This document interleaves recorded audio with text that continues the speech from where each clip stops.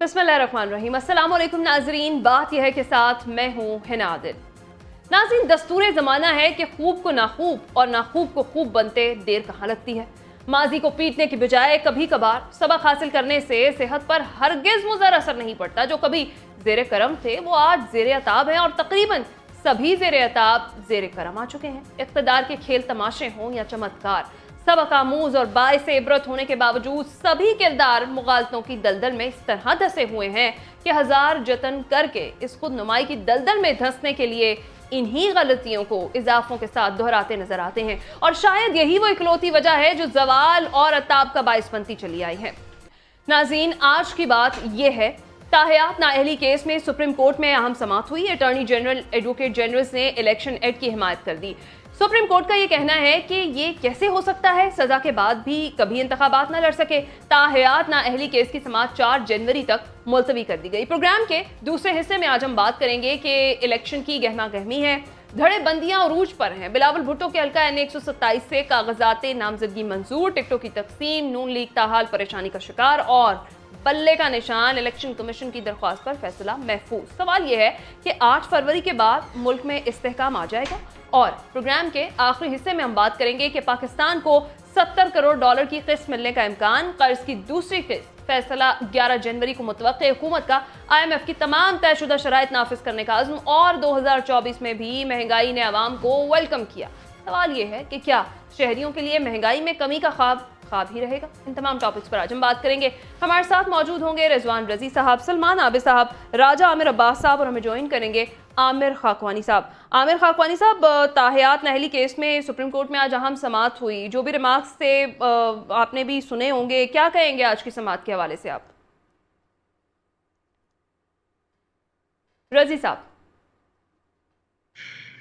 देखिए, आज का केस बहुत इम्पोर्टेंट था और आज जो है ताहयात नाअहली के हवाले से 2 कवानीन हैं जिनका बाहमी तकाबली जायजा लिया जाना है। एक जो प्रेसिडेंट है, कॉन्स्टिट्यूशनल लीगल प्रेसिडेंट, जो कि इसी अदालत के एक बेंच के फैसले के नतीजे में वजूद में आई है कि नाअहली होती है वो ताहयात होती है। दूसरा, इसी सुप्रीम कोर्ट के जो साबिक चीफ जस्टिस हैं जनाब उमर अता बंदयाल साहब, उनके सामने जब इमरान जो चेयरमैन बानी PTI जो हैं उनके हवाले से मुकदमा आया तो उन्हें पता चला कि ताहयात नाअहली तो बहुत बड़ा जुल्म होता है, उससे पहले नहीं था। तो वो उन्होंने कुछ केसेस के अंदर ये ऑब्जर्वेशन दे रखी है, तो वो जो है वो भी जाएगा उस तरफ भी। अब एक तो इसी अदालत से कन्फ्लिक्टिंग व्यू आ गए। फिर हम चलते हैं कि पार्लियामेंट ने भी एक कानून बना दिया है।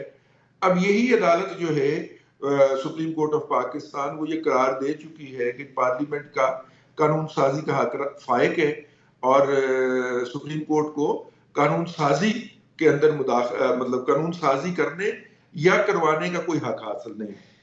पहले भी जो कानून साजी होती रही है वो इनफॉर्मली होती रही।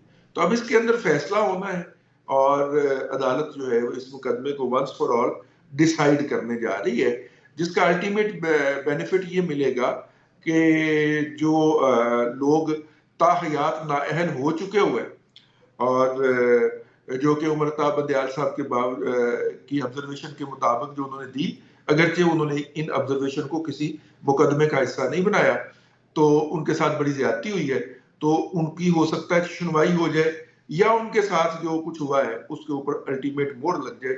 ये बज़ाहिर आज है, मेरा ख्याल बड़ा क्लियर है, लेकिन इस प्रोग्राम के वसातत से मुझे बहुत शदीद इस अमर का रंज है कि इस वक्त जो है वो एक बहुत बड़ा ग्रुप सोशल मीडिया के ऊपर व्लॉगर्स, यूट्यूबर और इन्फ्लुएंसर का है, जो पाकिस्तान के चीफ जस्टिस जनाब काजी फाइज ईसा के खिलाफ किरदार कुशी की मुहिम चला रहे हैं। उनमें से तो बात जो है वो तो नंगी गालियां लिख रहे हैं, और वो जो नंगी गालियां लिख रहे हैं वो बकायदा रेगुलेटेड मीडिया के ऊपर मुलाजमत भी करते हैं, लेकिन अपने सोशल मीडिया अकाउंट्स के ऊपर वो काजी उल कुज़ा जो है इस वक्त हमारे मुल्क के जनाब काजी फाइज ईसा साहब, उनके बारे में अगर ये जुबान इस्तेमाल कर रहे हैं तो फिर अदारे कहाँ सोए हुए हैं। और ख़ास तौर पे PTA जो है उसको इसके ऊपर नोटिस लेना चाहिए। बिल्कुल लेना ये चाहिए। और रज़ी पहले साहब, वैसे ये रिवायत सोशल मीडिया वाली हमारे मुल्क में ही है, बाकी किसी मुल्क में सोशल मीडिया का इस तरह का इस्तेमाल वैसे नहीं देखने में आता। देखिए, इख्तलाफ आप कीजिए, हम्म। आप उनके फैसले के ऊपर तनकीद कीजिए, हम्म। हम भी करते हैं। जब हमें कोई फैसला हमारी सरिश्ते के मुताबिक ठीक नहीं लगता, हम उस पर तनकीद भी करते हैं। सलमान आबद साहब भी तनकीद करते हैं। लेकिन आप सोशल मीडिया पब्लिक प्लेटफॉर्म के ऊपर बैठ के और मतलब के दरीदा दहनी करना शुरू कर दें, मेरा मतलब है ये नामुनासिब बात है। ऐसा नहीं होना चाहिए, ऐसा नहीं किया जाना चाहिए। आप इख्तलाफ करें, दलील के साथ करें, उसे जाती दुश्मनी ना बनाएं, किरदार कुशी ना करें। ठीक है। सलमान आबिद साहब, आप क्या कहेंगे? आज की जो अहम समात थी, ख़ुसूसी तौर पर जस्टिस मंसूर अली शाह के रिमार्क्स भी बड़े इंपॉर्टेंट थे। वो ये कहते हैं कि कैसे हो सकता है कि सज़ा के बाद कभी भी इंतखाबात ना लड़े जा सकें, क्या कहेंगे आप? देखिए, पहली बात तो ये है कि पाकिस्तान में आइन और कानून की हुक्मरानी से ज्यादा सियासत हो रही है। जब किसी को ताहयात नाहिल किया गया था उस वक्त भी सियासत हो रही थी, और अब जब किसी को अहल किया जा रहा है तो तब भी सियासत हो रही है। हम पर्सन स्पेसिफिक जो है ना लॉ बनाते हैं, हम पर्सन स्पेसिफिक फैसले करते हैं। यही अदालतें होती हैं ना, इन्हीं अदालतों के जजेस होते हैं ना, इन्हीं अदालतों के वकला होते हैं ना, ये सब मिल बैठ के एक सियासी एजेंडे के तहत जो है एक खेल खेलते हैं और उसमें किसी को अहल करते हैं और किसी को नाहिल करते हैं। फिर यही अदालतें, यही जजेस और यही वकला की टीमें जो है फिर एक वक्त के ऊपर जिसको नाहिल किया होता है उसको अहल करने का मंसूबा लेके आ जाते हैं सारे के सारे। तो पाकिस्तान में आइन और कानून से ज्यादा जो है वो सियासत प्रिवेल कर रही है और हमारी जाती ख्वाहिशात, हमारी पसंद और नापसंद जो है वो चीजें बालादस्त हो रही है। अभी भी वही कुछ हो रहा है जो माजी के अंदर होता रहा है।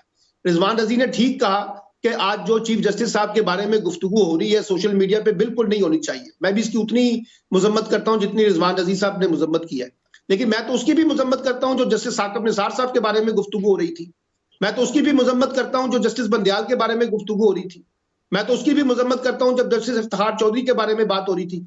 उनके फैसलों पर तनकीद करें, लेकिन हमने तो उनकी जातियात के ऊपर जिस तरह से कीचड़ उछाला है वो भी हमारे रिकॉर्ड का हिस्सा है ना। और उसमें तो बड़े बड़े जर्नलिस्ट भी शामिल हैं, बड़े सिक्काबंद जर्नलिस्ट भी शामिल है, उनके नाम भी शामिल है, उनकी ट्वीटर्स भी मौजूद है, उनके बाकी चीजें भी मौजूद है। प्रॉब्लम हमारा ये है कि जब मैं बार बार कहता हूं कि अगर फैसले हमारे हक में आ रहे हो तो हमें सब अच्छा लगता है, फैसले जब हमारे खिलाफ आ रहे हो तो हमें सब बुरा लगता है। अब नवाज शरीफ साहब जो है वो जब आए हैं पाकिस्तान में, यकीनी तौर पर वो अहल होने के लिए आए हैं ना, वो अपनी नाहली को खत्म कराने के लिए आए हैं ना, और उसी मकसद के तहत वो लाए भी गए हैं। तो अब ये सब चीजें जो है यही कोर्ट, यही अदालतें उनको ऐसे ही फैसिलिटेट कर रही हैं जैसे मंसूबा था, और इन्हीं अदालतों ने माजी में उनको उसी तरीके से सहूलतकारी दी जिस तरह से नवाज शरीफ चाहते थे वो नहीं मिली, बल्कि उनको खुले लाइन लगा दिया गया, उनको दीवार से लगा दिया गया। हमने सीखा क्या माजी की गलतियों से, मुझे बताइए। हमने उस वक्त भी इदारों को इस्तेमाल किया, हम आज भी अपने इदारों को इस्तेमाल कर रहे हैं, चाहे वो उसको आप पॉलिटिकल करेक्शन कह दें, चाहे आप उसको कोई नाम दे दें, लेकिन हमने अपने इदारों को खुद मुख्तार नहीं बनाया, हमने शफाफ नहीं बनाया। आज जो पॉलिटिकल कमेंट्री हो रही थी अदलिया के अंदर, मतलब आप उसको कुरेदते जाएं और उसमें से निकालते जाएं सियासत। एक हमारे यहाँ मसला ये आ गया है कि हमें एक हेडलाइन चाहिए, हम उस हेडलाइन की बुनियाद के ऊपर स्टेटमेंट जारी करते हैं, और वो हमारे तमाम जजों का एक मजमुई मिजाज बनता जा रहा है कि जनाब कोई इस तरह की गुफ्तगू करें जिसकी कोई हेडलाइन बने। बनाएं आप हेडलाइन, कोई मसला नहीं है, क्योंकि हमारे सारे इदारे जो हैं वो आइन और कानून से ज्यादा सियासत की नजर होते हैं, और उसकी वजह से आज पाकिस्तान यहाँ खड़ा है। अभी अनवार काकर साहब ने कहा है ना कि पाकिस्तान का अदलिया का रिकॉर्ड ठीक नहीं है। भाई किस जमाने में अदलिया का रिकॉर्ड ठीक था, और आज भी जो अदलिया अभी भी जो इस वक्त हो रहा है, जो जस्टिस फाइज ईसा साहब आए हैं, हम कौन सी अदालती इस्लाहात कर रहे हैं, मुझे बताइए, कौन सी अदालती रिफॉर्म्स कर रहे हैं? हम तो ये कर रहे हैं कि जनाब जो है ना वो उनको अदलिया कहा जाए या सुप्रीम कोर्ट कहा जाए, साहब लगाया जाए ना लगाया जाए, प्रोटोकॉल लिया है नहीं लिया है, हम इन मामलात में उलझ के रह गए ना। जो जुडिशियल रिफॉर्म्स होनी है उस पर तो कोई तवज्जो नहीं है, और अब सारे के सारे लोग जो हैं अपने सियासी मामलात सियासी फोरम पे हल करने की बजाय अदालतों के अंदर लेके जा रहे हैं, अदालतों पे बोझ डाल रहे हैं। जब फैसला अपने हक में आ जाए तो अदालतें अच्छी हैं, और फैसला खिलाफ आ जाए तो फिर अदालतें बुरी होती हैं। बिल्कुल ठीक है। आमिर खाकवानी साहब, एक तो ये कि आज की समात को बड़ी इंपॉर्टेंट समात थी सुप्रीम कोर्ट में, इसको आप किस तरह से देखते हो? जिस तरह से भी सलमान आबिद साहब बात करें कि हमने माजी की गलतियों से कभी सबक सीखा ही नहीं है, और उनका ये कहना है कि यहाँ पर पाकिस्तान में पर्सन स्पेसिफिक लॉ है, पर्सन स्पेसिफिक डिसीजंस होते हैं। आप मुत्तफिक हैं? देखें, जो आपने अभी यहाँ पे बातें हुई, दोनों बातें ठीक हैं। आज की समाज तो खैर बड़ी इंपॉर्टेंट है, और मुझे अच्छा लगा, सच्ची बात है, लाइव जो समाज से।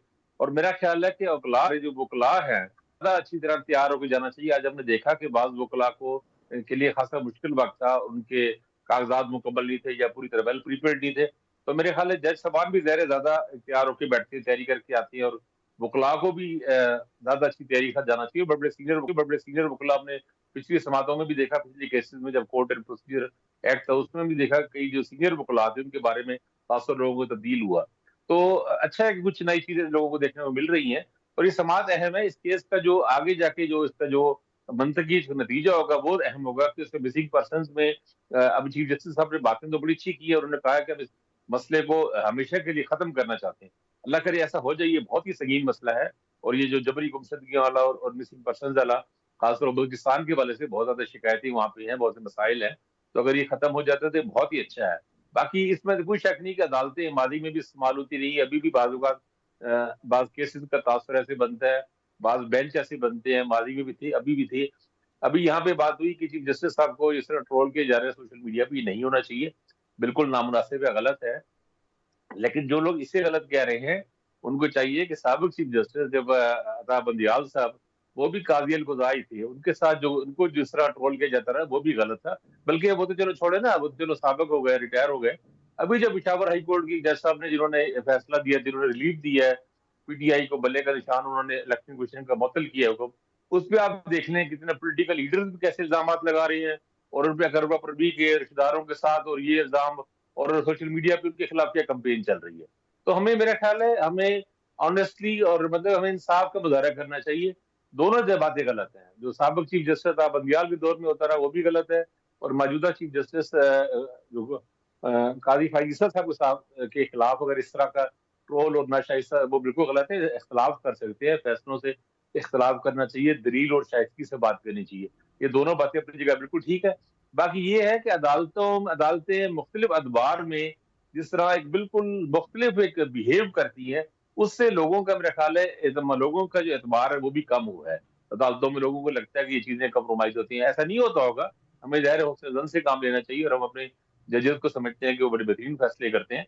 लेकिन बहरहाल ऐसे होता है कि चंद साल पहले बिल्कुल और बिहेवियर नजर आता है, जब हालात बदल जाते हैं, हुकूमतें बदल जाती हैं, दबाव बदल जाते हैं, तो फिर रवैये मुख्तलिफ हो जाती है। तो ऐसा नहीं होना चाहिए। ऐसा ना हो तो मेरे ख्याल लोगों का एतबार और क्रेडिबिलिटी बढ़ेगी। मुझे उम्मीद है काजी फैसल साहब से कि वो अदालती, अब इनके पास खासा टाइम है, सितंबर तक, अक्टूबर तक उनके पास 8-9 महीने हैं, और बड़े अहम है, और बड़े अहम क्रूशल फैसले अभी इसी जनवरी में, अगले चंद दिनों में इनको अहम फैसले बात करने पड़ेंगे। तो मेरा ख्याल है वो अदालतों का एतबार, उसकी साख और क्रेडिबिलिटी बढ़ाएंगे। मैं तो यही उम्मीद है कि वो करें। और मेरी उम्मीद है, मुझे तो है, उम्मीद है कि अपने जो अगले जो बेंचेस बनाए उनमें तो उन जजेस को भी शामिल करें जिनके बारे में एक तासुर है कि वो उनकी राय से मुख्तलिफ होती है। बस एक जैसे चंद लोगों के जजेस बेंचेस नहीं बनने चाहिए, जिस तरह माजी में था बंदियाल साहब की तनकीद होती रही। ज्यादा बैलेंस बेंचेस हो तो अपनी जगह, उससे किसी को एतराज करने का मौका नहीं मिलेगा। मुझे बहुत उम्मीद है, मैं तो उसमें जन रखता हूँ काजी फैसल साहब के लिए, और मुझे उम्मीद है कि इंशाल्लाह वो अहम और बड़े फैसले करेंगे। और एक खासकर मिसिंग पर्सन वाले मामले में वो माजी में भी उनका एक ट्रैक रिकॉर्ड रहा है। बलूचिस्तान हाईकोर्ट की जब चीफ जस्टिस थे उस वक्त उन्होंने खासी जरूरतमंदाना फैसले किए, और वहां पे बाकायदा रेगुलर बेसिस पे केस सुनते रहे। और ये बहुत ही अहम इशू है, और ये एक मेरे ख्याल वाइड फोरम बचा है। अदालतें ही सबसे अहम फोरम होते हैं, और आखिरी फोरम होता है जहाँ से इंसाफ मिलने की उम्मीद होती है। तो यहाँ से इंसाफ मिलना चाहिए, सही। और जो लोग गुमशुदा हैं, अपने घरों पैरों से दूर हैं, उनको रिलीफ मिलना चाहिए, और बिल्कुल। बहुत जरूरी है। सब लोगों को मिल के रियासती तमाम रियासती इदारों को अदालत के साथ इसमें ताउन करना चाहिए, ताकि ये मसला हल हो हमेशा के लिए। ठीक है। राजा आमिर अब्बास साहब, आज की समाअत बड़ी इंपॉर्टेंट थी, बड़े इंपॉर्टेंट रिमार्क्स भी सामने आए जजेस के। जस्टिस मंसूर अली शाह ने सवालात भी उठाए। उन्होंने एक जो क्वेश्चन था रेस किया, उन्होंने कहा कि आइन में अगर हर सदा की मुद्दत है तो नाअहली ताहयात कैसे हो सकती है। क्या कहेंगे आज की समाअत के हवाले से आप? देखिए, आज की समाअत जोन सी है आर्टिकल 62(1)(f) के हवाले से है कि जी मुद्दत जोन सी है वो परपेचुअल होगी, ताहयात होगी, या कि जो इलेक्शन एक्ट 2017 में अमेंडमेंट आ गई है उसमें जो 5 साल है वो होगी। ऑल दो अनफॉर्चुनेटली ये वो काम है कि जो पार्लियामान के करने के हैं, लेकिन फिर ये अदालतों में आ गया है कि जी अब अदालत फैसला करें। इसका बेहतर रास्ता तो यही था कि आइन के आर्टिकल 62(1)(f की उसमें अमेंडमेंट कर दी जाए और वहाँ पे एक टाइम पीरियड दिया जाए। अब इसमें कुछ बहुत इंपॉर्टेंट लॉ पॉइंट्स इन्वॉल्व हैं, क्योंकि जो 2018 की 5 मेंबर्स बेंच की जजमेंट है उसने कह दिया है कि जी चूंकि आइन में मुद्दत प्रिस्क्राइब नहीं है तो ये मुद्दत परपेचुअल होगी, लाइफ टाइम होगी। लेकिन उसके पैरेलल अगर हम ये देखते हैं कि कुछ ऐसे ऑफेंसेस की बात की गई कि इवन अगर कत्ल कर दिया जाए, किसी शख्स को सज़ा हो जाती है तो वो उस सज़ा भुगतने के बाद 5 साल का पीरियड गुजारने के बाद दोबारा सियासत करने के लिए अहल हो जाता है। लेकिन बात यह है कि जी ये जो चीज़ें हैं ये आइन में मौजूद हैं और आइन का जो विजडम है वो अदालतों उसको चैलेंज नहीं कर सकते कि क्यों ऐसा है या नहीं, जब तक कि आइन में अमेंडमेंट नहीं होती। लेकिन वो जो 2018 में 5 मेंबर बेंच का फैसला आया था उस वक़्त चूंकि जो इलेक्शन एक्ट है इसमें कोई मुद्दत नहीं दी गई थी, तो अदालत इस नतीजे पे पहुंची थी कि चूंकि कोई मुद्दत किसी कानून में भी मुतय्यन नहीं है तो इसको हम फिर खुद से तो कोई टाइम फ्रेम नहीं दे सकते। तो इसको जो इंटेंशन देखी गई थी वो यही है कि ताहयात रहेगी। लेकिन अब चूंकि ये लार्जर बेंच है, 5 मेंबर बेंच से बढ़ चुका है, तो अब अदालत को सामने ये 2 नई चीज़ें आई हैं कि जी अब चूंकि मुद्दत का तयन हो चुका है, पार्लियामेंट ने एक्ट ऑफ लेजिस्लेशन के ज़रिए जिसको सुप्रीम कोर्ट ऑलरेडी अपने प्रैक्टिस एंड प्रोसीजर वाले फैसले में वैलिडेट कर चुकी है, तो सुप्रीम कोर्ट ने ये देखना है कि जी अब इस नई सूरत हाल के तहत क्या जो लेजिस्लेशन हुई है 5 साल की वही इसकी रहेगी मुद्दत।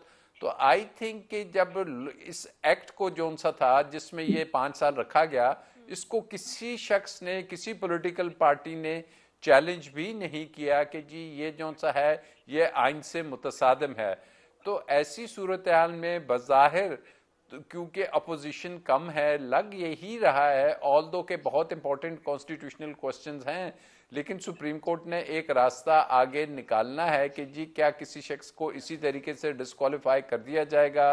और वो जो डिक्लेरेशंस वगैरह हैं, तो सीम्स के जो आर्ग्यूमेंट्स अभी तक सामने आए हैं तो बज़ाहिर इसमें 5 साल की जो मुद्दत है वो बरकरार होती हुई नजर आ रही है, उसके साथ ज्यादा सॉलिड आर्ग्यूमेंट्स आ रहे हैं। अच्छा, और राजा आमिर अब्बास साहब, जिस तरह से आज चीफ जस्टिस के भी रिमार्क्स है कि नाअहली की जो मुद्दत है उसका तयन आइन में नहीं है, इसलिए इस खला को अदालतों ने पुर किया। तो अगर हम जैसे भी आपने बात की प्रैक्टिस एंड प्रोसीजर एक्ट का जो फैसला था उसे मद्देनजर रखते हुए देखें तो क्या एक्सपेक्टेड फैसला हो सकता है कि क्या रिलीफ मिलेगा, 5 साल नाअहली होगी या फिर ताहयात नाअहली का फैसला बरकरार रखा जाएगा?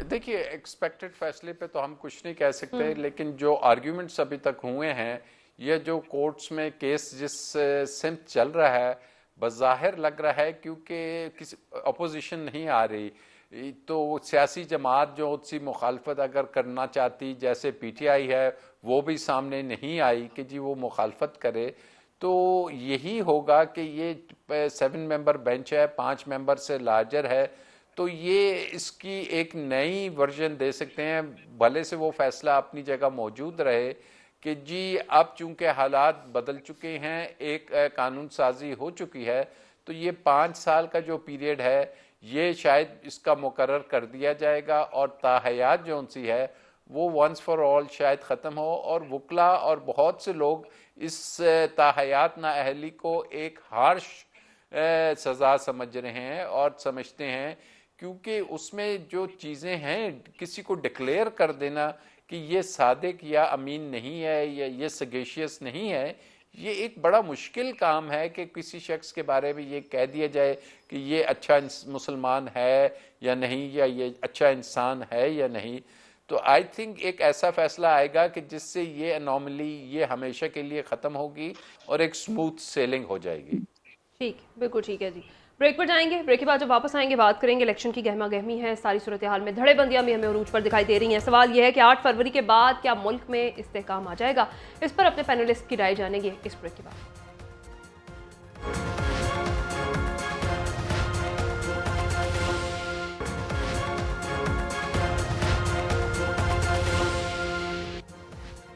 वेलकम बैक नाज़रीन। ब्रेक पर जाने से पहले हम बात कर रहे थे इंतखाबात की। इलेक्शन की गहमा गहमी है, धड़े बंदियाँ भी अरूज पर हैं। बिलावल भुट्टो के हल्का एन 127 से कागजात मंजूर हो चुके हैं, जबकि टिकटों की तकसीम में नून लीग ताहाल परेशानी का शिकार है और बल्ले का निशान इलेक्शन कमीशन की दरख्वास्त पर यह फैसला भी महफूज कर लिया गया है। सवाल हमारा ये है कि 8 फरवरी के बाद क्या मुल्क में इस्तेहकाम आ जाएगा? रिजवान रजी साहब। तो ये है कि वो फैसला बल्ले के निशान वाले पे महफूज नहीं किया गया, उसके लिए अंदर कल समाअत के लिए मुकर्रर कर दिया गया है, क्योंकि सुबह अदालत बुलाती रही और एक लाडली पार्टी है पाकिस्तान के अंदर, वो अदालत में नहीं गई। जज फैसला महफूज हो गया।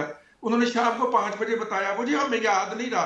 तो फिर अदालत तो अदालत है ना जी, वहां से तो एक लाडले की शहूदतकारी जारी है।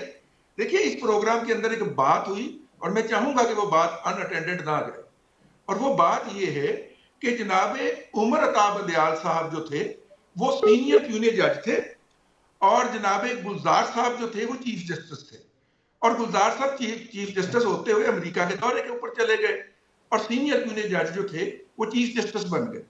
और उन्होंने नोटिस ले लिया, और नोटिस लेके मास्टर ऑफ द रोस्टर का फैसला जारी कर दिया, जिसके तहत चीफ जस्टिस को आमर की पावर्स अता कर दी गई। मतलब आर्मी डिक्टेटर को उतनी पावर्स नहीं होती जितनी उस फैसले के लिए अता कर दी गई, क्योंकि चंद हफ्तों के बाद मौसूफ ने खुद चीफ जस्टिस बनना था। अब उसका कंपैरिजन हो रहा है उस शख्स के साथ जिसने जाके पार्लियामेंट को कहा कि इन पावर्स को रेगुलेट करें। उन्होंने अपनी powers as a chief justice, जो कि उमर अताब बंदियाल इंजॉय कर चुके थे, और जो कि इंजॉय करके वो अपनी टर्म गुजार के चले गए थे, काजी फायज़ को भी इंजॉय करनी चाहिए थी, नहीं की गई। उन्होंने वो सरेंडर की है अपनी पावर, और अपनी पावर सरेंडर किसके सामने की है? 3 रुकनी कमेटी है, जिसके अंदर इजाजुल हसन साहब भी शामिल हैं, मेरे भाई के फेवरेट। लेकिन उन 3 रुकनी बेंच ने ये बेंच बनाया है हुजूर, ये काजी फायज़ ईसा ने बेंच नहीं बनाया। उसकी मीटिंग हुई थी जुमेरात के रोज, और अगले हफ्ते के लिए जो बेंच बने हैं, तो भाई काजी फायज़ ईसा को किसी और बुनियाद के ऊपर तनकीद का निशाना बनाइए। उस शख्स ने अपनी पावर्स जो है वो सरेंडर की। पहली तो ये बात हो गई। अब आ जाइए आपके सवाल की तरफ कि ये जो इस वक्त पॉलिटिकल पार्टीज के अंदर जो मसाइल चल रहे हैं, ये इलेक्शन से पहले हुआ करते हैं, इस तरह के मसाइल जो हैं। और पीएमएलएन तो कह चुकी है, और आपके और मेरे प्रोग्राम के लिए टॉपिक का एहतमाम कर चुकी है। 12 तक तो ये एहतमाम रहेगा, क्योंकि उन्होंने कहा है कि जी 12 तक हम इसके बारे में डिसाइड कर देंगे, और हमारी कैंपेन 12 के बाद शुरू होगी। तो इसलिए आप रोजाना ये मौजू रखा कीजिए, हम रोजाना इसके ऊपर पीएमएलएन पे तनकीद किया करेंगे, और उन्हें बताया करेंगे कि वो कमजोर पार्टी है और वो वीक हो रही है, और उसके अंदर लड़ाइयां शुरू हो गई हैं। मेरे ख्याल है ये आपका जाती मौकिफ है, हम तो ऐसा बिल्कुल नहीं कह रहे रजी साहब। लेकिन उन्होंने कह दिया कि जी 11 तक हम डिसाइड करेंगे, और हमारी कैंपेन 12 से शुरू हो। ठीक है जी। आमिर खाकवानी साहब, ये जो हम सूरत हाल अभी देख रहे हैं, इलेक्शन से पहले सिलेक्शन की गूंज है, लेवल प्लेइंग फील्ड पर तमाम पार्टियों को तहफ़्फ़ुज़ात जो हैं वो बरकरार हैं, क्या लगता है ये सियासी अदम इस्तेहकाम कब ठीक होगा? देखिए, सियासी अदम इस्तेहकाम तो तब होगा जब इलेक्शन एक फ्री एंड फेयर इलेक्शन हो, तमाम पार्टियों को, बल्कि तमाम पार्टियों को छोड़ के बाकी सब पार्टियों को, सिर्फ सिर्फ एक ही पार्टी को बिल्कुल कॉर्नर किया गया। आप भी और हम सब लोग जानते ही हैं। तो हम तमाम पार्टियों को लेवल प्लेइंग फील्ड की बात तो वैसे ही कर देते हैं कि एक असूली मौके पर। बुनियादी बात ये है कि जब पाकिस्तान तहरीक इंसाफ को जिस तरह कॉर्नर किया गया, उसको स्पेस आमिर नहीं खाकवानी मिली साहब, बात ये है कि हर इलेक्शन में किसी ना किसी है। एक पार्टी के साथ ऐसा जरूर होता है, ये सिलसिला भी तो बंद होना चाहिए ना, ऐसा क्यों होता है? बिल्कुल बिल्कुल बंद होना चाहिए। और क्योंकि हम आज की बात कर रहे हैं ना, तो हमें सबसे पहले तो आज की बात करनी चाहिए कि आज के इलेक्शन, इस इलेक्शन में तो मौसम हो ना। अब ऐसा तो ना हो ना कि जो अगला जो इलेक्शन 2029 में होगा, इंशाल्लाह 5 साल बाद ही होना चाहिए, नई पार्लियामेंट को अपना पूरा करना चाहिए। उसमें फिर ये मिसाल दी जाए 2024 में भी ऐसा हुआ था, अब 2024 में मिसाल दी जा रही है कि 18 में ऐसा हुआ था। तो हम ये बुरी मिसालें कहीं तो खत्म करें ना, तो तब जाके पॉलिटिकल स्टेबिलिटी आएगी और तभी जाके सूरत-हाल बेहतर होगी। और इस वक्त जो चल रहे हैं मामला, तो वो अब आपके सामने ही है। अगर देखें इतनी बड़ी तादाद में, मैंने अपनी 27 साल मुझे भी जर्नलिज्म में हो गए हैं और इतने इलेक्शन में देखे, इतनी बड़ी तादाद में होते हैं कागजात नामजदगी नामजद मुस्तरद होते हैं, लेकिन ऐसा कभी नहीं हुआ कि किसी एक जमात के उसकी 90% उसकी अहम रहनुमाओं को या थोड़े जो उसमें एक नोटेबल लोग हैं, उन तमाम के कागजात मुस्तरद हो जाए। 2018 में हमने देखा मुस्तफा नवाज के साथ मुश्किलात थी, लेकिन ऐसा नहीं हुआ था कि मुस्लिम नवाज के लाहौर में सब लीडरों के कागजात भी मुस्तरद हो गए। ऐसा तो नहीं हुआ था। सब लोग इलेक्शन लड़ रहे थे। सिर्फ हनीफ अब्बासी के साथ के खिलाफ कार्रवाई हुई थी जो गलत थी। या मियां नवाज शरीफ साहब आपको पता ही है इलेक्शन से पहले आए थे और उनको सजा उनको हो चुकी थी तो उनको जेल जाना पड़ा। लेकिन बाकी तमाम रहनुमाओं ने इलेक्शन लड़ा, इलेक्शन जीता।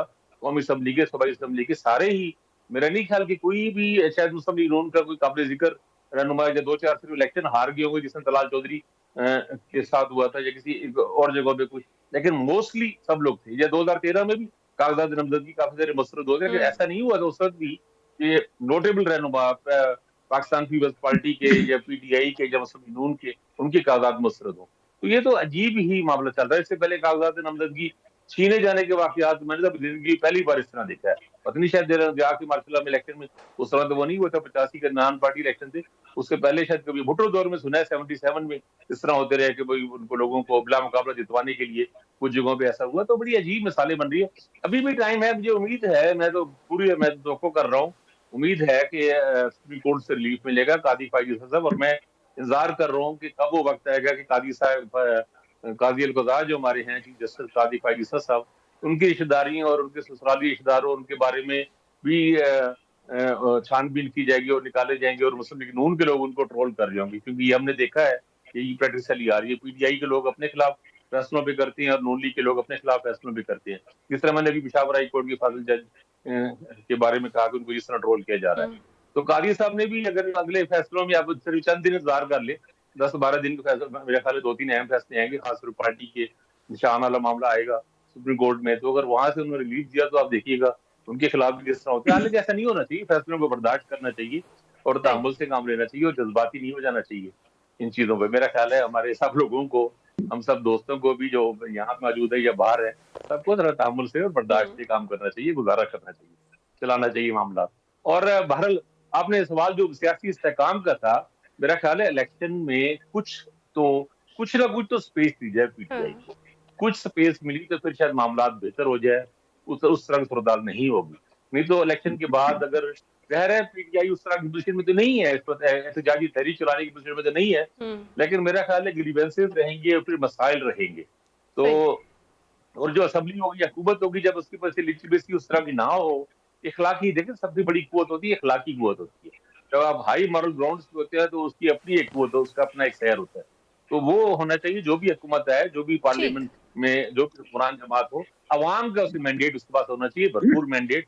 फिर वो बड़े फैसले करे, अहम फैसले करे, मुल्क को आगे लेके जाए, हम सब लोगों को उसका साथ देना चाहिए। सही है।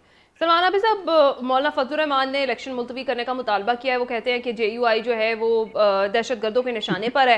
दूसरी तरफ अगर हम आज देखें तो चीफ जस्टिस ने भी कहा है कि लगता है कि इलेक्शन रोकने के लिए हथकंडे जो हैं वो इस्तेमाल किए जा रहे हैं। अगर खुदा ना खास्ता इलेक्शन मुलतवी होते हैं तो किसी भी वजह से, अगर कोई भी वजह बनती है, खुमियाजा तो फिर आवाम को ही भुगतना पड़ेगा ना।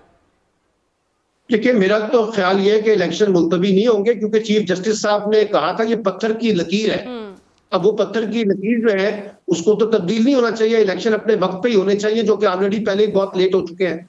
लेकिन अब अगर किसी की ख्वाहिश के ऊपर इलेक्शन मुलतवी होने हैं, रिजवान नज़ीर साहब कहते थे कि पीटीआई वाले चाहते हैं कि इलेक्शन ना हो। यहाँ तो मौलाना फजलुर रहमान तसलसल के साथ प्रेस कॉन्फ्रेंस कर रहे हैं और कहते हैं कि बलूचिस्तान और KPK के हालात ऐसे नहीं है कि वहां पर इलेक्शन हो सके।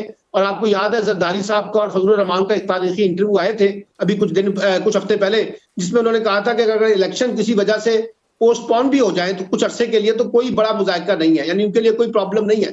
इसलिए कि मौलाना फजलुर रहमान को पता है कि KPK में वो कहाँ खड़े हैं और इसलिए उनको इलेक्शन सूट नहीं कर रहा, क्योंकि गवर्नर उनके समधी साहब हैं और समधी का बेटा जो है वो इस वक्त जो है वो वहां पर डिस्ट्रिक्ट नाज़िम पेशावर भी है और बड़े मजे से वो इक़्तिदार में इस वक्त मौजूद है। तो उनको लगता है कि इंतखाबात होने से कोई मसले पैदा हो जाएंगे, लेकिन मैं उसके बावजूद उसने जन के तहत ये कह रहा हूं कि इलेक्शन अपने वक्त पे होंगे और सुप्रीम कोर्ट ही उसके अंदर दीवार साबित होगी जो लोग इलेक्शन को पोस्टपोन करना चाहते हैं। एक बात। दूसरी बात यह है कि देखिए, ये इलेक्शन भी हो जाएंगे, हुकूमत भी बन जाएगी। ना पहली दफा इस मुल्क में इलेक्शन हो रहे हैं, ना पहली दफा इस मुल्क में हुकूमत बनने जा रही है, ना पहली दफा कोई क्रेडिबल इलेक्शन होंगे, ना पहली दफा कोई क्रेडिबल हुकूमत बनेगी। ये इसी तरीके से बनेगी जो आर्टिफिशियल सिस्टम हमने बनाया हुआ इस पाकिस्तान में हुकूमतों को बनाने का और इलेक्शन का। इसलिए मैं ये कह रहा हूं कि आज पाकिस्तान जिन हालात में खड़ा है, मैं बार बार आपके प्रोग्राम में कहता हूं, ये इलेक्शन के बुनियाद के ऊपर, एक तो पहले मैंने कहा कि इलेक्शन जैसे भी होंगे, जिसके खत में भी होंगे, इन इलेक्शन को पहले से मुतनाज़ा काफी हद तक बना दिया गया है और बन भी चुके हैं। इलेक्शन कमीशन का इसमें बड़े जबरदस्त किस्म के मसाइल हमारे सामने जेर बहस है और हम देख रहे हैं कि किस तरीके से इलेक्शन कमीशन जो है वो इलेक्शन को कंडक्ट करवाने की कोशिश कर रहा है। फिर माशाल्लाह हमने देखा है कि एक बड़ी शानदार और सादिक को कहते हैं ना, सादिक और अमीन यहाँ पे निगरान हुकूमतें मौजूद हैं, पंजाब में, KPK में, बाकी सूबों में और साथ मरकज में। वो भी किस तरह के इलेक्शन चाहती हैं वो भी हमें नजर आ रहा है। मुझे तो ये लग रहा है कि इलेक्शन के बाद भी पाकिस्तान का पॉलिटिकल बड़े नजर आ रही है, वो ब्यूरोक्रेसी में भी नजर आ रही है। जो इलेक्शन होंगे और जैसे भी नताइज आएंगे और जो भी हुकूमत बनेगी, उसके बावजूद पाकिस्तान का पॉलिटिकल और इकोनॉमिक क्राइसिस जो है वो कंटिन्यू रहेगा। और ये बात वर्ल्ड बैंक के जो कंट्री डायरेक्टर हैं उन्होंने अपने आर्टिकल में लिख दिया कि पाकिस्तान के लिए 2024 भी कोई इतना अच्छा साल नहीं है और पाकिस्तान का जो इकोनॉमिक क्राइसिस है वो और ज्यादा संगीन होगा। ठीक है राजा आमिर अब्बास साहब, अगर हम देखें पिलडॉट की रिपोर्ट भी सामने आई है कि इंतखाबात 2024 के मुनसिफाना होने का जो इम्कान है वो तारीख नजर आ रहा है। सारी सूरत हाल में जो इस वक्त मुल्क में चल रही है, इलेक्शन कमीशन के लिए कितना बड़ा टास्क होगा फ्री एंड फेयर इलेक्शन कराना? देखिए, इलेक्शन कमीशन ऑफ पाकिस्तान का ओनली टास्क यही है कि उन्होंने फ्री एंड फेयर इलेक्शन कराना है। लेकिन फ्री एंड फेयर इलेक्शन कराने पे पेलडेट की रिपोर्ट अपनी जगह, ह्यूमन राइट्स ऑफ पाकिस्तान ने उनको लेटर लिखा है और लोग बड़े ऑब्जेक्शंस कर रहे हैं। और ऑन टॉप कि अवाम इस वक्त जो देख रही है इलेक्शन कमीशन ऑफ पाकिस्तान को, उस पे यकीनी तौर पे इसमें कोई दूसरी बात नहीं कि इलेक्शन कमीशन ऑफ पाकिस्तान अपनी आइनी जिम्मेदारी जो कि फ्री एंड फेयर इलेक्शन कराने की है वो बड़ी मुश्किल से निभाता हुआ नज़र आ रहा है। क्योंकि ये जो आरओज़ हैं, obviously election commission of Pakistan के अंडर इन्होंने जो ये फैसले दिए हैं रिजेक्शन ऑफ पेपर्स के, अब इलेक्शन कमीशन ऑफ पाकिस्तान के पास जो दूसरी चीज़ थी कि जी आपने तमाम पार्टीज़ को एक तरह ट्रीट करना है, वहाँ भी सवालिया निशान है। उसके बाद कल अब सुप्रीम कोर्ट में एक केस भी लगा हुआ है, देखते हैं उसमें क्या होता है। तो अब ये वो चीज़ें हैं कि अगर इलेक्शन कमीशन ऑफ पाकिस्तान अपनी आइनी जिम्मेदारी फ्री एंड फेयर इलेक्शंस की पूरी करता हुआ नज़र नहीं आया, तो फिर मैं जो समझता हूँ कि जो पॉलिटिकल इंस्टेबिलिटी है, इसका सबसे बड़ा जो रूट कॉज होगा वो इलेक्शन कमीशन ऑफ पाकिस्तान ही होगा कि जो कि एक आइनी अदारा होते हुए उस प्रोसेस में अपनी आइनी जिम्मेदारियां पूरी नहीं कर सका। और इलेक्शन सिर्फ इलेक्शन डेट का नाम नहीं है, इलेक्शन एक प्रोसेस का नाम है जो कि पिछले 1 माह से शुरू है। और इलेक्शन उस रिजल्ट्स का नाम है कि जिसको आवाम एक्सेप्ट करेगी। पहले तो पॉलिटिकल पार्टीज जो सी थी वो उस पर क्वेश्चन मार्क करती थी, लेकिन अब जो है जो पब्लिक एज ए होल है वो इस इलेक्शन के प्रोसेस से सेटिस्फाइड नहीं है। तो ऐसी सूरत हाल में अल्लाह खैर करे, मुझे नहीं समझ आती कि इन इलेक्शंस का जो रिज़ल्ट होगा उसके बाद बनने वाली हुकूमत कैसे चलेगी, कब तक चलेगी। इलेक्शन कमीशन ऑफ पाकिस्तान से तो कोई पूछगछ नहीं है किसी भी तरह की। तो मुझे यकीनी तौर पे ये नज़र आ रहा है कि ये इलेक्शंस का रिज़ल्ट जो सा है वो एक हाईली कंट्रोवर्शियल रिज़ल्ट होगा। ठीक है रजी साहब, ब्रेक पर जाने से पहले मैं जानना चाहूँगी बिलावल भुट्टो के हल्का NA 127 से जो कागजात हैं वो मंजूर हो गए हैं, क्या लगता है बिलावल भुट्टो साहब जो हैं वो तख्ते लाहौर में अपनी जगह बना पाएंगे? देखिए, वो हल्का तो है, वहां पे पीपल्स पार्टी के वोट भी हैं और अगर फेयर इलेक्शन हुए, क्योंकि हमारे तीनों कोलीग्स का ख्याल है कि अनफेयर इलेक्शन होंगे, धांधली होगी और इलेक्शन कंट्रोवर्शियल हो चुके हैं। मैंने पिछले दिनों एक खबर ब्रेक की थी कि किस तरह PTI ने जो है वो उसके और उससे पहले इलेक्शन को कंट्रोवर्शियल बनाया जाएगा, इसके बारे में बड़े बड़े सवाल खड़े किए जाएंगे और मुझे नजर भी आ रहे हैं अब माशाल्लाह मुख्तलिफ फोरम्स के ऊपर, मेन स्ट्रीम मीडिया के ऊपर बैठ के हम इस तरह की बातें करते हैं, इस तरह की हरकतें करते हैं कि election controversial for the first time. यानी आप अंदाजा करें कि 2434 कागजात नामजदगी में से 284 जो हैं वो मुस्तरद हुए हैं, 90% मुस्तरद हो गए। अब आप ये परसेप्शन क्रिएट कर रहे हैं ना कि जी एक पार्टी को अक्सरियत दी जा रही है और 90% कागजात नामजदगी मुस्तरद हो गए हैं। सबसे ज्यादा 2060 के करीब अभी भी उसके कैंडिडेट जिस पार्टी के मैदान में है और जिसने 2434 फाइल किए थे उसके 384 कागजात नामजदगी मुस्तरद हुए हैं। 95% यानी 95% से कम के बात ही नहीं करते। इतनी ही बानी पीटीआई की मकबूलियत निकालते हैं खुद साख्ता सर्वे में से, कागजात भी नहीं रिजेक्ट करवा देते हैं। बाकी जो 9 मई के अंदर मुल्जमान हैं उनके बारे में तो भाई राय तो नहीं ना होगी। सही है। सलमान आबिद साहब कुछ ऐड करना चाह रहे हैं? कमेंट में करना चाह रहा हूं। जी जी सलमान आबिद साहब। मैं सिर्फ रिजवान रजी साहब को ये कह रहा हूं कि ये सिर्फ मीडिया में टॉक नहीं हो रही, ये जो लेवल प्लेइंग फील्ड का 3 रुकनी बेंच बना था सुप्रीम कोर्ट का। सलमान आबिद साहब जज्बाती हो। जी जी आमिर खाकवानी साहब आप कुछ ऐड करेंगे? देखिए मैं ये कहता हूँ आसान है, आप एक फहरिस्त बना लें पाकिस्तान तहरीक इंसाफ के अहम रहनुमाओं की, जो अरकान असम्बली रहे हैं, कौमी असम्बली या सूबाई असम्बली के मारूफ रहनुमा रहे हैं। कोई भी शख्स लिस्ट बना ले, रिजवान रजी साहब फहरिस्त बना ले और देख लें उनमें से कितने लोगों को इजाजत मिली है, यानी कितने के कागजात नामजदगी मुस्तरद हो गए। टॉप क़यादत या तो जेलों में है या फिर रूपोश है। मैं फाफन की रिपोर्ट पे नहीं, जो बाहर है लिस्ट आप बना लीजिए। फाफन जो है जो वो तो गैर जानबदार अदारा है ना, उसको तो मान लीजिए ना सर। अच्छा जी आमिर खाकवानी साहब। देखिए जो रहनुमा बाहर, पहली बात तो ये जेल में रहने के बाद, जेल में होने का मकसद ये नहीं है कोई कहते हो ना सदा याफ्ता, जेल में होने का मकसद ये नहीं कि आप इलेक्शन नहीं लड़ सकते, कानून के तहत उसकी इजाजत होती है।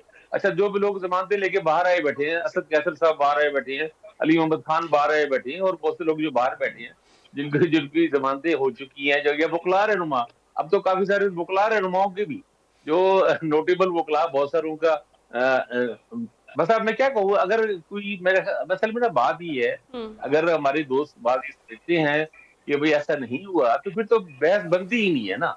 ये तो इतनी यानी ऑब्वियस बात है, जिस तरह ये प्रोग्राम हो रहा है 7 से 8 बजे तक ये प्रोग्राम होता है, ये तो इतनी ऑब्वियस है ना। कोई ये कहेगा अगर इस टाइम दोपहर के 2 बजे हैं तो फिर बहस नहीं बनती ना, बहस आगे बढ़ती ही नहीं है।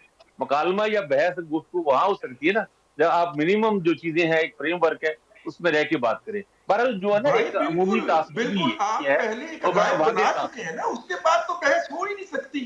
आपने एक चीज को हकीकत मान लिया, उसके बाद बात ही नहीं हो सकती ना।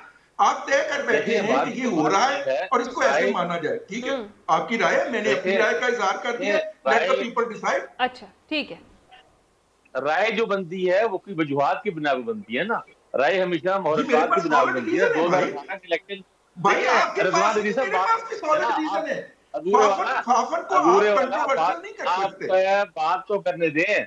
जी आमिर खाकवानी साहब आप बात मुकम्मल करें। ट्रेन चलाई जा रही है, 2018 के इलेक्शन के बारे में भी एक राय है ना, और राय उसकी कोई वजूहात है, रीजन है। तो अब इस इलेक्शन के बारे में अगर कोई राय बन रही है तो उसकी कोई रीजन है ना, हमें उन रीजन पे बात करनी चाहिए। अगर रीजन ना हो तो बात करनी चाहिए। बाकी ये कहना ना गलत होता है, ये किसी की दियानत पे आप उस पे इल्जाम लगाने के बराबर होता है कि आपने पहले से एक बायस्ड राय बना ली है। ये बायस्ड राय किसी को कहना बताते खुद एक तासुब है, ये खुद एक बायस। हमें राय कही है, अब आप मेरे पे कोई इल्जाम ना लगाइए खाकवानी साहब, मैंने बायस नहीं कहा, मैंने कतई नहीं कहा। देखिए हमें एक राय बना ली है, हमें और ये जरूरी नहीं है कि आपकी राय गलत हो, आपकी राय दुरुस्त भी हो सकती है, मैंने उसे गलत भी नहीं कहा। जनाब वाला हमें एक दूसरे से ये सलमान आबिद साहब का भी पॉइंट ऑफ व्यू ले लेते हैं इस पे। मैंने आपको बायस नहीं कहा, आपने मेरे पे इल्जाम लगा दिया बायसनेस का, ये ज्यादती वाली बात। मैंने तो राय बना ली। चलिए जी ठीक है, सलमान आबिद साहब की भी सुन लेते हैं। जी सलमान आबिद साहब। मैंने तो रिजवान रजी साहब के सामने ये अर्ज किया था, ये सिर्फ मीडिया में प्रोपेगेंडा नहीं हो रहा कि इलेक्शन मुतनाज़ा हो रहा है। वो जो 3 रुकनी बेंच बना था लेवल प्लेइंग फील्ड में, उसमें जस्टिस अतर मिनुल्लाह ने जो रिमार्क्स इलेक्शन कमीशन के बारे में दिए हैं और बाकी 2 जजों ने दिए, वो बाकी 2 जजेस ने नहीं दिए, ये ना कहिए, ये ना कहिए। सुन लेते हैं पहले रजी साहब, पहले सुन लेते हैं सलमान आबिद साहब को। बुरी तरह नाकाम हुआ है अब यार तो करें ना यार। बात यह है कि ये पूरे पाकिस्तान में शफाफ इलेक्शन हो रहा है तो सिर्फ आपकी आंख देख रही है, बाकी सारे ठीक है, सलमान आमिर साहब की कुछ ऑडियो के मसाइल हैं, ब्रेक पर जाते हैं, ब्रेक के बाद वापस आते हैं, गुफ्तगू का सिलसिला यहीं से आगे बढ़ाएंगे और बात करेंगे कि पाकिस्तान को 70 करोड़ डॉलर की किस्त मिलने का इम्कान है और कर्ज की जो दूसरी किस्त है उसके वाले से फैसला 11 जनवरी को मुतवक्किल है। सवाल ये कि क्या शहरियों के लिए महंगाई में कमी का ख्वाब हावी रहेगा, इस पर बात करते हैं इस ब्रेक के बाद।